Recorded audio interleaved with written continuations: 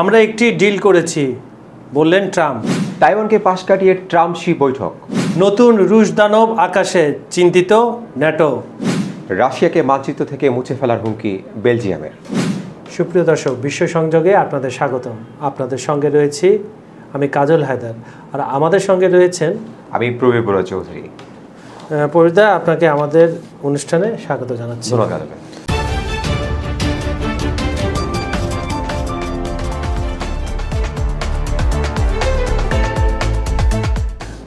আমরা যাদের জন্য অনুষ্ঠানটা করি সেই দর্শকদের কিছু কমেন্ট পড়ে আমরা মূল পর্বে চলে যাচ্ছি। মিহির চক্রবর্তী নামে আমাদের এক দর্শক লিখছেন, ভারত আমেরিকার তাবেদার না যে তাকে আমেরিকার সাথেই বসতে হবে। ভারতের উচিত কাজই করেছে। ভারত থেকে অনেকেরই শিক্ষা নেওয়ার দরকার। বাস্তবকে এড়িয়ে যাওয়ার কোনো সুযোগ নেই। ট্রাম্পের মাথায় সুস্থতা নিয়ে প্রশ্ন আছে, বাগদাম নিয়েই সেটা বোঝা যাবে। আমেরিকা ভারতের কোনোদিন বন্ধু ছিল না, ভবিষ্যতে হবে না। গতকাল আমরা একটা এপিসোড করেছিলাম, ওই অ্যাপেকে তো ভারতের প্রধানমন্ত্রী নরেন্দ্র মোদী যায়নি, সেই বিষয় করে কী কারণে যায়নি উনি সুন্দর একটা ব্যাখ্যা দিয়েছেন। ধন্যবাদ আপনাকে। আরেকজন দর্শক লিখছেন, ভারতকে নিয়ে, মোদিকে নিয়ে, বিজেপিকে নিয়ে অ্যানালিটিক নিউজ চাই, কি হচ্ছে ভারতে এসব নিয়ে। আমরা চেষ্টা করবো সে নিয়ে আলাপ আলোচনা করার জন্য। এমডি দেলার হোসেন নামে একজন দর্শক লিখছেন, আমার কাছে এমন প্রযুক্তি আছে, টেকনোলজি আছে যেটা ইলেকট্রনিক সিগন্যাল আউটপুট করে ম্যাগনেটিক কান্ট্রি এআই দিয়ে নিয়ন্ত্রণ হয়, অ্যালগোরিদম রং করে অফ হয়ে যাবে। ট্রু ফলস টু টেবিল 0.1 এর মাধ্যমে উনি একটা সার্কিটের কথা যেটা রাশিয়ার কাছে আছে, উনি সে কথা বলেছেন আর কি। ধন্যবাদ আপনাকে। নয়ন নামে আমাদের সর্বশেষ দর্শক লিখছেন, আপনাদের অনুষ্ঠানটা ভালো লাগে, নাইস দাদা, ধন্যবাদ জানিয়েছেন। ধন্যবাদ আপনাকেও। প্রবীরদা, সবচেয়ে আলোচিত বিষয় গত 4-5 দিন ধরে, এবং আজকে সেটার একটা ইতি টানা হলো, সেটা হচ্ছে যুক্তরাষ্ট্রের আমরা যাকে মার্কিন প্রেসিডেন্ট ডোনাল্ড ট্রাম্প তার দীর্ঘ এশিয়া সফর আজকে শেষ করলেন। এর মধ্যে প্রথমে তিনি মালয়েশিয়ায়, তারপরে জাপানে এবং সর্বোপরি বুসানে, আজকে দক্ষিণ কোরিয়ায়। সেই বহুল প্রতীক্ষিত বৈঠকটি চীনের প্রেসিডেন্ট শি জিনপিংয়ের সাথে করেছেন।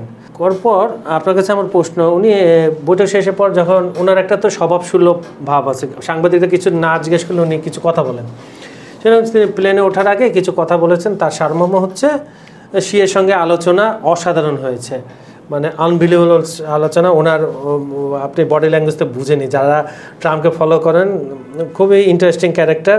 তার হ্যান্ডশেক থেকে শুরু করে প্রতিটা কথাবার্তা এক ধরনের নাটকীয়তা পাবেন। তো আপনার হাতে যতটুকু নিউজ আছে, আমি দেখলাম অনুষ্ঠান শুরুর আগে আপনি স্ক্রল করছেন, দেখছেন নিউজ, এই কি কি জিনিস বের হয়ে আসছে, কোন কোন একটু আলাপ করেন, পরবর্তীতে আমি আবার আপনাকে অন্য প্রশ্ন ছুড়ে। আসলে এই বর্তমান সময়ে যে বিশ্বে যতগুলো টপ ইস্যুস আছে তার মধ্যে এটা আসলে একদমই এই কারণে টপ ইস্যুস, এই বৈঠকটার দিকে আসলে ট্রাম্পের এবং শির বৈঠকটার দিকে সবাই তাকিয়েছিল নাকি একটি মাত্র কারণ হচ্ছে এই বৈঠকটার উপরে বিশ্ব বাণিজ্য, বিশ্বে যে বাণিজ্য যুদ্ধ যেটাকে বলি আমরা সেই মুহূর্তে, এবং অনেক কিছু পৃথিবী জুড়ে অনেক কিছুই নির্ভর করছে। কারণ এই দুটি দেশই বর্তমান সময়ে অর্থনৈতিকভাবে, বাণিজ্যিকভাবে প্রত্যেকটা ক্ষেত্রে তাদের যে টপ, যে তাদের যে শীর্ষ দুটি দেশ বলতে পারি, এই দুটি দেশ।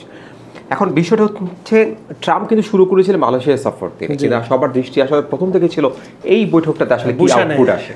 এখন আউটপুট আসে কি, এখন আমরা কোনো এই, যেহেতু আপনি বলছিলেন যে তাৎক্ষণিকভাবে আমরা কিছু ইনফরমেশন পেয়েছি যে বৈঠকটি শেষ হওয়ার পরে, এখনও সেভাবে কোনো ধরনের মিডিয়া কাছে ইনফরমেশন আসেনি। কিন্তু ট্রাম্প যতটা কথা সাংবাদিকের সাথে যে বলেছেন, তার মধ্যে আমরা যেটা পাচ্ছি সেটা হচ্ছে, এখানে মূল বিষয় ছিল, আগে থেকে আমরা জানতাম, সেটা হচ্ছে ট্যারিফ নিয়ে আলোচনা হবে, যে 57% যে ট্যারিফটা আছে, যে ওটা কমবে না বাড়বে। তারপর হচ্ছে আপনার রেয়ার আর্থ পর্যায়ে, তারপর হচ্ছে একটা মাদক নিয়ে একটা হচ্ছে, এখানে মাদক আসলে এখন আশ্রয় নিয়েছে এই জায়গাটাতে। এই তিনটা বিষয় নিয়ে আলোচনা হয়েছে। আরেকটা আমরা ভাবতাম যে তাইওয়ান ইস্যু নিয়ে কথা হবে, আমরা এটা একটু অবাক হয়েছে এই কারণে যে তাইওয়ানকে আসলে শুরু থেকে, তাইওয়ানের ঘটনা শুরু থেকে শেষ এখন পর্যন্ত আমেরিকার কিন্তু একটা প্রচ্ছন্ন একটা সাপোর্ট দিয়ে আসছে, এবং আমেরিকা একটা ঘোষণাও দিয়ে রেখেছিল 2027-এর দিকে চীন হয়তো বা তাইওয়ান কবজা করতে পারে। এইটা এক ধরনের একটা থ্রেটিং ছিল। এবং এই কিন্তু বৈঠকের আগে বা এখানে আসার আগে, মালয়েশিয়া বা এশিয়া সফরে আসার আগে ট্রাম্প বলেছিল যে না, এই ধরনের কিছু না।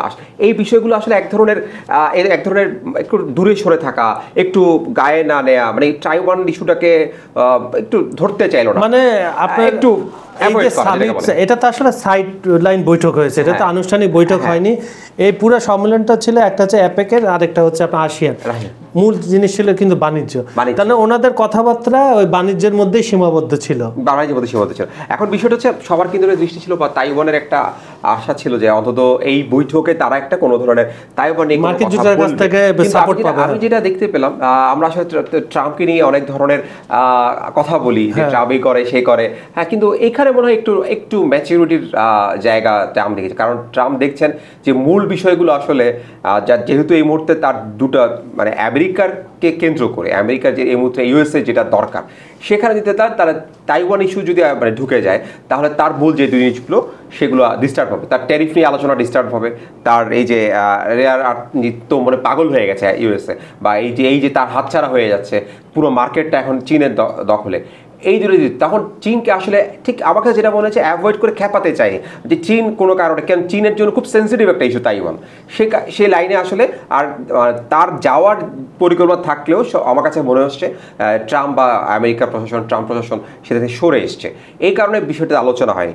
আমার কাছে যেটা এই আপনি যেটা শুরুতে বলেন যে অসাধারণ আলোচনা, অসাধারণ মানে ট্রাম্পের বাক্যগুলো শব্দগুলো কিন্তু এক ধরনের দেখবেন সবসময় চার্মিং একটা শব্দ থাকে, যে স্টানিং কিছু বিষয় থাকে যে এই বিষয়গুলো বলতে থাকে যে আমি অসাধারণ আলোচনা।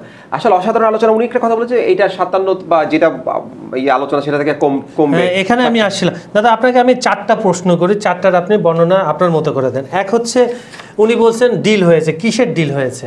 তারপরে বলছেন যে আপনি যেটা শুরু করছিলেন যে ট্যারিফ 57 থেকে 47 আনা, হঠাৎ 10% কিসের ভিত্তিতে কমানো হলো? আর এটা হচ্ছে, এটা ইন্টারেস্টিং, চীন সফরে যাবেন উনি এপ্রিলে, ওখানে আর কি হতে পারে?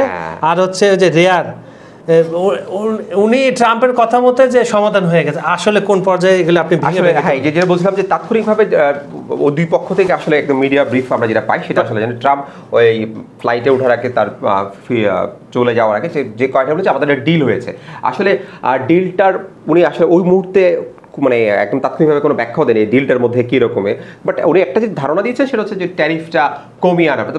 আমরা যেটা বুঝতে পারি যখন ট্যারিফ কমানোর কথা বলছে তাহলে মানে ওখানে পজিটিভ কিছু আলোচনা হয়েছে, সেটা আমরা এইসব ভাঙাচোরা বিষয়গুলো থেকে কমেন্টস থেকে আমরা যেটা বুঝছি পজিটিভ কিছু আলোচনা, যে আপনি এরপরে যেটা বলে যে আপনি ছোট হচ্ছে রেয়ার আর্ট যেটা আপনি বলছেন, আসলে এই বিষয়টা কিন্তু যেটা 3-4 মাস আগে 70% ছিল, গতকাল আমি রাত্রে যখন আপডেট দেখছিলাম প্রায় 90% এখন চীনের দখলে মার্কেটে এবং নিয়ন্ত্রণে। এবং চীন কিন্তু এটা এইটা আমরা যদি একটু পিছনে যাই, চীন কিন্তু এটা মানে স্বেচ্ছায় শুরু করেনি, চীনকে আসলে অনেকটা বাধ্য করা হয়েছিল। সেটা হচ্ছে ওর যে চিপটা যখন আমেরিকা একদম একক নিয়ন্ত্রণ নিয়ে নিষেধাজ্ঞা দিল, চীন কিন্তু গত বছরের থেকে শুরু করে এই বছরে এপ্রিল পর্যন্ত, মানে 2025 এপ্রিল পর্যন্ত বিভিন্ন ধাপে ধাপে নিষেধাজ্ঞা দিয়ে এবং নিয়ন্ত্রণটা নিজের হাতে নিয়েছে। এখন নিয়ন্ত্রণটা এমনভাবে নিজের হাতে নিয়েছে যে জাপানের সাথে চুক্তি করেছে, কিন্তু সেই চুক্তি আসলে ওই নিয়ন্ত্রণে কোনো আপনার চীনের। আবার মজার কথা হচ্ছে যে ধরেন তাইওয়ানে 92% কারখানায় এই এরিয়ার থেকে কাজ করা হয়,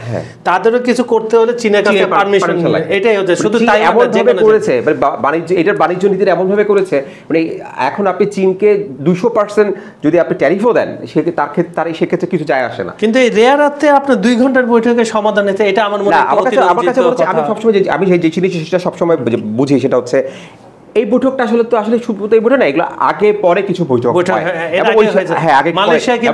হয়ে গেছে। এবং বিষয় যেটা হয় সেটা আসলে আমরা হয়তো ট্রাম্প শির একটা বৈঠক দেখছি, সেটা পর্দার সামনে বা আমাদের সামনে, এই পর্দার অন্তরালে কিন্তু অনেক প্রস্তুতি হয়ে গেছে মালয়েশিয়া হয়তো বা যে এটা হয় কি যে দুই রাষ্ট্রপ্রধান বা রাষ্ট্রনায়কের বৈঠকে গিয়ে এটা আসলে এক ধরনের একটা ফাইনাল একটা নোট দেওয়া হয়, ফাইনাল একটা ডিসিশন আসা হয়, মানে মূল বৈঠকটা কিন্তু বাইরে হয়ে আসে অলওয়েজ। কিন্তু সবসময় কিন্তু আমরা দেখি যে তাহলে আমরা তো বলতে পারি যে এপ্রিলে যে চীনে যাচ্ছে ট্রাম্প, সেখানে চুক্তিটা আনুষ্ঠানিকভাবে স্বাক্ষর যদি এটা আসলে যদি বা এই খুব ইন্টারেস্টিং বিষয় হচ্ছে ট্রাম্প কিন্তু ইন্টারেস্টেড অলওয়েজ চীনের, উনি বলে যে চীন আমার বন্ধু, রাশিয়াকে আমার বন্ধু, মানে উনি সবাইকে কিন্তু যাদের সাথে সম্পর্ক খারাপ সবাইকে কিন্তু বন্ধু বলে।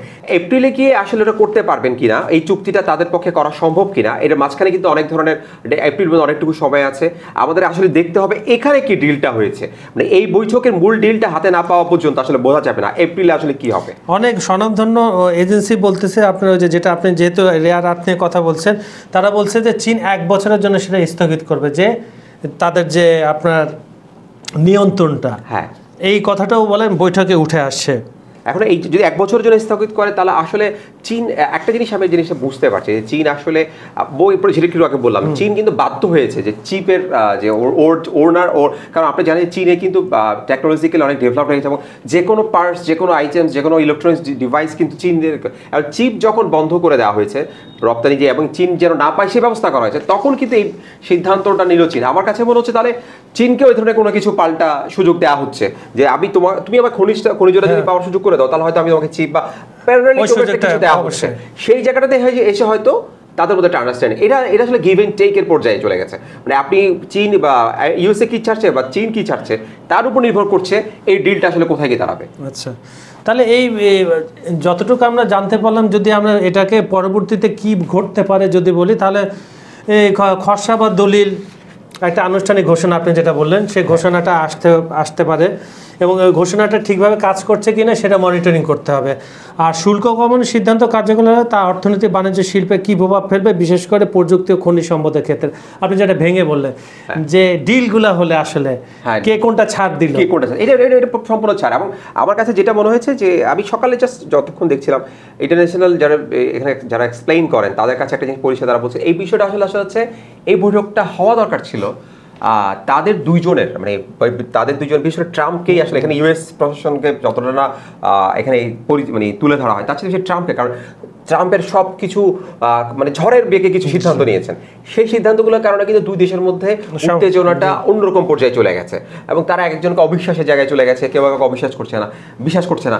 ঠিক সেই জায়গায় আসলে এই বৈঠকটাকে তো হচ্ছে মানে উত্তেজনাটাকে কমানোর একটা যদি আপনি পুরোটা বৈঠকটা বিশ্লেষণ করেন এবং ট্রাম্প কিন্তু বুঝতে পেরেছেন যারা তার হুটহাট কিছু সিদ্ধান্তের কারণে তিনি এই জিনিসগুলো এক ধরনের কি বলবেন মানে আপনার ধরনের তার হাতের ছাপ বাইরে চলে গেছে, এখানে অনেকগুলো বলয় তৈরি হয়ে গেছে তার সিদ্ধান্তগুলোর কারণে। এই কারণে আপনি একটা জিনিস খেয়াল করবেন দেখবেন সকালবেলা কিন্তু শুধুমাত্র ট্রাম্প এবং শি মানে বৈঠকে তখন মাত্র বসছেন মানে একটা পজিটিভ একটা ইতিবাচক একটা ভাবের তৈরি হয়েছে মিডিয়াগুলোতে বিশ্ব গণমাধ্যমগুলোতে, সেখানে সঙ্গে সঙ্গে কিন্তু শেয়ার বাজার ইন্টারন্যাশনাল শেয়ার বাজারের মধ্যে একটা ঊর্ধ্বগতি লক্ষ্য করা গেছে।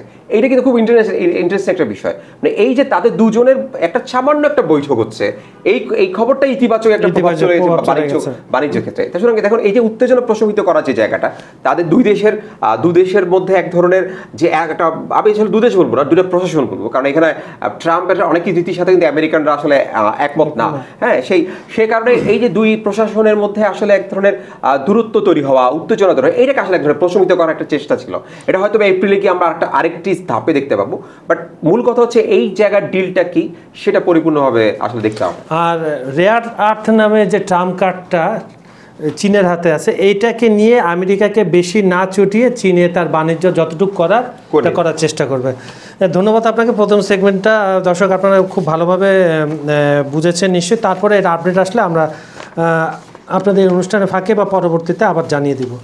আপনি জানেন যে গত 2 দিন ধরে যে ইউরোপে একটা বক্তব্য বিবৃতি ঝড় বয়ে যাচ্ছে সেটা হচ্ছে ব্রাসেলসে ক্ষেপণাস্ত্র নিক্ষেপ করা হলে মানে বেলজিয়ামে মস্কোকে মানচিত্র থেকে মুছে ফেলা হবে। এটা বেলজিয়ামের প্রতিরক্ষা মন্ত্রী ডিফেন্স মিনিস্টার থিও ফ্রাঙ্কেন এই কথা বলেছেন। এর পক্ষে অনেক কথা আসছে, হঠাৎ করে বেলজিয়াম ক্ষেপলো কেন? তো আমরা যত জানি আমাদের তথ্য আছে পোল্যান্ড খেপার কথা, আলবেনিয়া খেপার কথা, রোমানিয়া খেপার কথা, কারণ তাদের ওখানে আকাশসীমা হঠাৎ করে নাকি তাকে দিয়ে কেউ এইটা আসলে আমার কাছে যেটা হচ্ছে গায়ে পড়ে আসলে এক ধরনের ঝগড়া বাঁধানো মানে আমি তোমাকে ওখানে তো 32টার মতো দেশ বিভিন্ন আছে কিন্তু তা কারো আসলে হয়নি, কারণ হঠাৎ করে বেলজিয়ামকে আমরা কখন আসলে এই ফ্রন্ট লাইনে দেখতাম মানে দেখা যায়নি, যেখানে ফ্রান্স বা অন্য দেশগুলোকে আমরা হঠাৎ করে তাও আর প্রতিরক্ষা মন্ত্রী যিনি আসলে যুদ্ধ নিয়ে অনেক ধরনের ব্যতিব্যস্ত থাকেন। এখন বিষয়টা হচ্ছে উনি হঠাৎ করে কেন বলছেন সেটা জানি না, উনি কোনো থ্রেট পেয়েছেন কিনা সেটাও কিন্তু তার বক্তব্যে বলেনি। উনি বলেছেন যে আমার আকাশে যদি মিসাইল দেখা যায় তাহলে কিন্তু এটার আমি মানচিত্র থেকে মুছে দেবো রাশিয়াকে। এটা কিন্তু আপনি যে কূটনৈতিক ভাষায় যান এটা কিন্তু কূটনৈতিক কোনো ভাষা না, কোনো দেশ আরেকটা দেশকে বলতে পারে না যে তোমাকে আমি বিশ্ব মানচিত্র থেকে ছড়িয়ে দেবো। এটা আসলে এক ধরনের আমার কাছে স্ট্যান্ডিং, মানে আমার কাছে মনে হয়েছে যে আসলে এক ধরনের স্ট্যান্ডবাজি টাইপসের একটা হয়ে গেল, যে আমাকে দৃষ্টি ইয়ে করার জন্য। এই থিওকে কিন্তু তাদের লোকাল যে রাজনীতি সেখানে কিন্তু আপনার বিতর্কিত চরিত্র হিসেবে তাকে দেখা যায়, বিভিন্ন কথাবার্তা সে, এবং এটা অনেকে বলছে এটা একটা নোংরা রাজনীতির উপাদান হতে পারে। ওনার পুরো বক্তব্যটা আমি আসলে বোঝার চেষ্টা করেছি। উনি পুরো বক্তব্যের মধ্যে উনি একটা জায়গায় কি বলেছেন, যে কথাটা এখন ন্যাটোর মহাসচিবের কাছ থেকে আমরা শুনিনি, বা ন্যাটোর কোনো ঊর্ধ্বতন কর্মকর্তা থেকে শুনিনি, আমেরিকা থেকেও শুনিনি, সেটা হচ্ছে 600 F-35 বিমান উনি কোত্থেকে ইনফরমেশনটা দিলেন, মানে যুদ্ধ ভাব আর কি, এটা যে ইউরোপ জুড়ে মোতায়েন করা হবে, ন্যাটোর দেশগুলোতে মোতায়েন করা হবে। এবং এই যুদ্ধ বিমানটা আমরা জানি খুবই মানে কয়েকটি যে শক্তিশালী যুদ্ধ বিমান আছে তার মধ্যে একটি। তার এই কথাগুলোর প্রত্যেকটা টোন হচ্ছে কিন্তু এক ধরনের যুদ্ধ ইঙ্গিত দিচ্ছে। এখন বিষয়টা হচ্ছে উনি কিন্তু আবার একটা ভালো কথা বলেছেন, যে উনি বলছেন রাশিয়াকে, উনি আসলে কোনটাকে উপলব্ধি করে কথাগুলো বলছেন সেটা বলছেন, রাশিয়াকে হালকাভাবে নেওয়ার সুযোগ নেই। উনি বলছেন রাশিয়া ন্যাটোর দেশগুলোর থেকে 4 গুণ বেশি অস্ত্র উৎপাদন করছে বর্তমানে, মানে কি পরিমাণ ক্ষমতা আছে।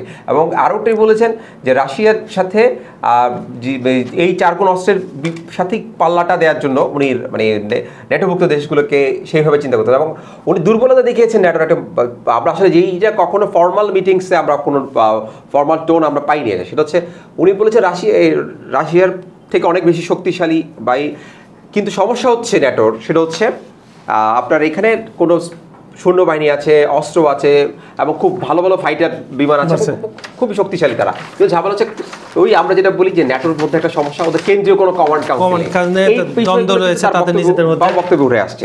তাই এই বক্তব্যগুলো থেকে একটা জিনিস পরিষ্কার, যে উনি আসলে উনি নিজেকে একটু লাইমলাইটে রাখতে চাচ্ছেন, উনি নিজেকে একটু আলোচনা রাখতে চাচ্ছেন। কিন্তু আলোচনা রাখতে গিয়ে যে সমস্যাটা হচ্ছে, উনি যদি কোনো কারণে পুতিনকে আসলে খুব বাজেভাবে নজরে আসেন পুতিনের, তাহলে ওনার কিন্তু আসলে ওই যে যতটা না আপনার এই ইয়ে করেছে রাশিয়ার, আমরা জানি যে রাশিয়া কিন্তু অলরেডি একটা ক্ষেপণাস্ত্র পরীক্ষা করেছে, সেটার একটার সাথে আরেকটা করেছে, একটা হচ্ছে বুডাপেস্টনিক, আরেকটা হচ্ছে ওরসনিক। এই বিষয়গুলোর মধ্যে যদি বেলজিয়াম জড়িয়ে যায় তাহলে ক্ষতিটা কিন্তু বেলজিয়ামের বেশি। আমরা ইউক্রেনের অবস্থা দেখছি, ইউক্রেন কোথায় চলে গেছে শুধুমাত্র কিছু রাজনৈতিক ভুল কৌশলের কারণে।